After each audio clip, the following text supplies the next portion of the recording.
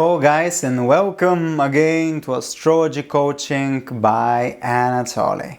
Today we're going to have one short video about Uranus, Uranus, Neptune, Pluto. These are the outer planets in Vedic Astrology.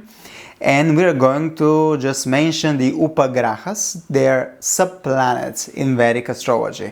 They are not very used in astrology, but it is good to just to hear them, to know they exist. Okay, so basically, in Vedic astrology, we use only the planets that are visible with your naked eye, as we say. These are the planets: Sun, Moon, Mercury, Venus, Mars, Saturn, and Jupiter. All other planets, Uranus, Pluto, and Neptune, they are not visible with naked eyes, and they were discovered much later in time.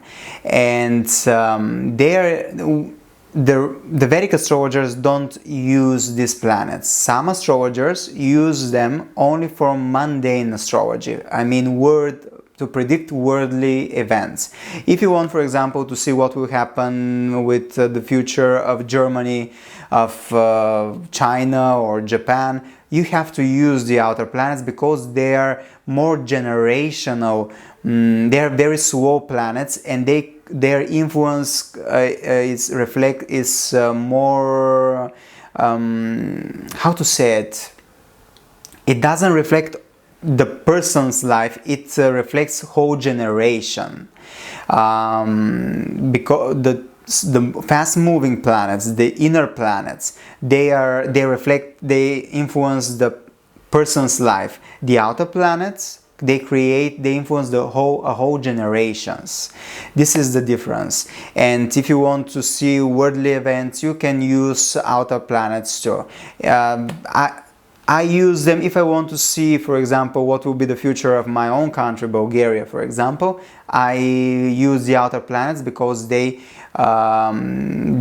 show the development, they show you the future, and they have to be checked because they influence what will happen in Bulgaria. For example, if you want to know more about the generation you are born, you can check the outer planets too.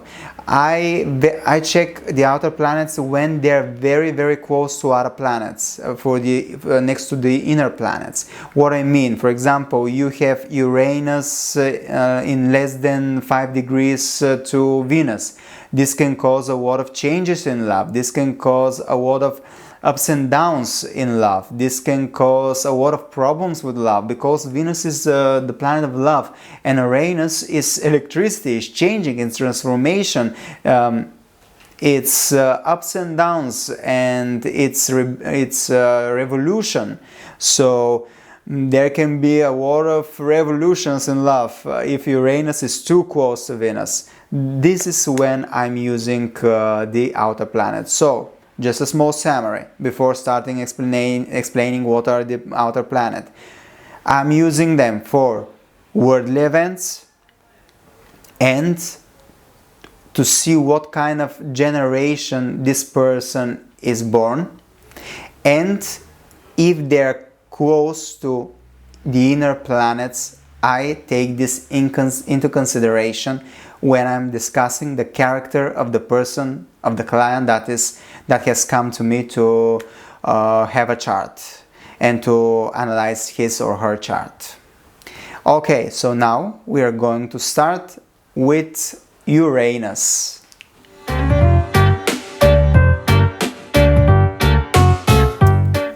So Uranus is the planet of the unforeseen events. This is the planet that will destabilize, will remove the stability of the house that is in, and will try to change it. This is the house this is not the house, this is the planet of individuality. This is the planet of freedom. This is the planet of changes. This is the planet of revolutions. This is the planet which is going to destabilize the house that is placed, and it will cause a lot of events, a lot of ups and downs. It really looks like Rahu, to be honest, but in different with different approach. It will help you find your individuality too. So wherever is Uranus placed, it will require from you freedom. It will require from you to show your individuality. If it's in 6th house, this means that you will be a revolutionary type in your work and your working approach, and you will be against the routine. You need to change, and probably you will change a lot of your job. you will change a lot of places, working places for sure, and the situation with your jobs will change. Your colleagues will change. Everything in your routine life, in your daily life, will change and transform in some way. This is Uranus. Neptune is the planet of the spiritual wisdom. So this is the planet of illusions, delusions. It is a foggy planet, so it will cause a lot of illusion. This is the planet which was discovered when the cinema and the movies and photography was discovered. So it is related to these fields. Neptune will help you find your spiritual wisdom, your spiritual growth. It is inspiration. It is idealistic. It will make you develop in spiritual way. And this planet will transform your spiritual and belief system. For example, if you have Neptune in where? In the 7th house, this can cause a lot of illusions around your spouse, illusions around marriage. This can cause a cheating spouse, or a very creative spouse, or very artistic spouse, a very spiritual spouse. But Neptune in 7th house, you have to be careful. Maybe you live in your own idealistic world regarding your spouse and your marriage, and you have to be more realistic, not idealistic, when we speak about marriage and spouse. So Pluto is the next outer planet. Pluto is the planet of the planet of intense and transformation. It is the planet of control, of power, of transformation, of big transformation. This is the planet of concentrated energy. This is the planet that is going to transform your hidden world. It's going to shake you in order to transform you. This is a planet that is related to power. This is a planet related to wealth, to great, to massive desires, to massive change, to massive transformations. Generally said, massive transformations. Pluto causes death and rebirth. So this planet is a planet of change and changing the hidden things in the world. And wherever Pluto is placed, there will be a lot of death and rebirths. There will be a lot of power issues. There will be Pluto is the planet, I forgot to say, of the dark world. It has healing power. So Pluto will. It's a very interesting planet, to be honest. If you have, for example, Pluto in the 5th house, this means that there will be a lot of transformation through love, romance, or children, or there will be a lot of big issues, big problems with this field, the field that signifies 5th house. It will cause problems, transformations, and everything that is hidden there will come to the surface. And Pluto, if it's, for example, if we say that Pluto is next to which planet, let's say Moon, this can cause a lot of problems with your conscious mind, with your emotions. You will be you have to transform your emotional world, and you will have definitely emotional problems, depressions, maybe if it's in bad signs, if it's badly placed. This can cause death and rebirth of your inner world in order to other person to be born. And people with Pluto really close to Moon, there is control, obsession, dark world. It can have really negative influence. Still, if it's in a good placement, this can cause a lot of wealth, fame, legacy, but still transformation. For sure, there will be death and rebirth, changing of the old in order new to be born. So Upagrahas. Upagrahas, just a short explanation what is Upagrahas. Upagrahas are subplanets. They are not physical planets, they are calculated points, and they are non-illuminous power. They are non-illuminous planets. Rahu and Ketu, they are some kind of, they are the eclipses, so they are shadowy planets. But Upagrahas, they are non-illuminous planets, and they're just a calculated points. Most famous Upagrahas are Gulika, Mandi, and Upaketo.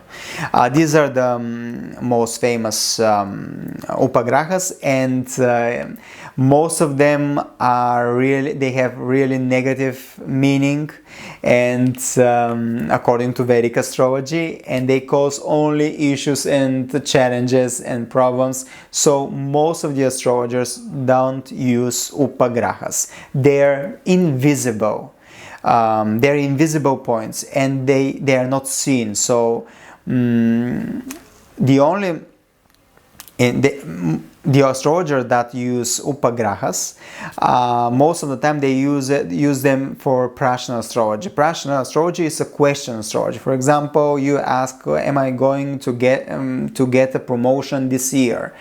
And you create a chart immediately according to the date, the place, and the hour you're asking that question. And according to the chart, you will get the answer. Gulika and Mandi are mostly used in Prashna astrology. Gulika is destruction. It acts like the planet that is conjunct with. And Mandi is the real king. It is fulfillment of desire. And it helps you, it is the good side of Upagrahas, but there are different theories. Some astrologers says that Gulika and Mandi is one planet, others say that there are two planets. There are many theories according to Upagrahas, so don't use them. This is just for your information.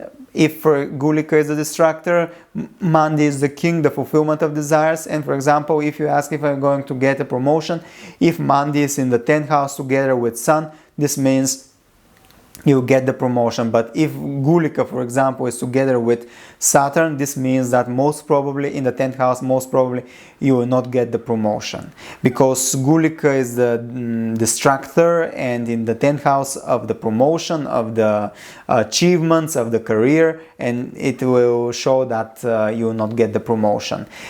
So this is just for your information. So this was the video about Upagrahas and outer planets Uranus, Pluto and Neptune. It is short video, and with this we are going to put the end of the planet series. If you have any questions, you can write a comment. I will try to reply to them.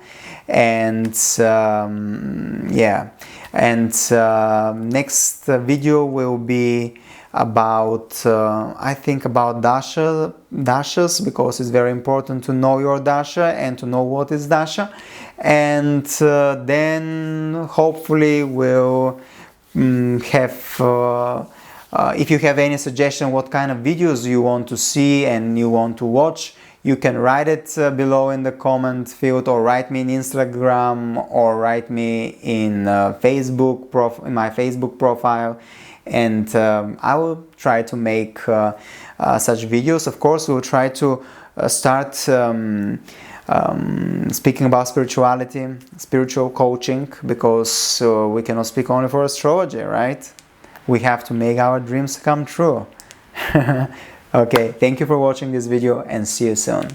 Hey you beautiful YouTuber, thank you for watching the video. I hope you like it. I want you to invite you to become part of the family of astrology coaching by Anatoly, and together like a big online family, we're going to make our dreams come true. We're going to change our lives thanks to astrology and spiritual coaching.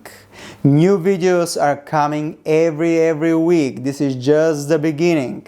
So we are going to make our dreams come true, and like the lotus flower, we will rise from the mud of our pain, and we will blossom in happiness and fulfillment. Thank you for watching, and see you soon.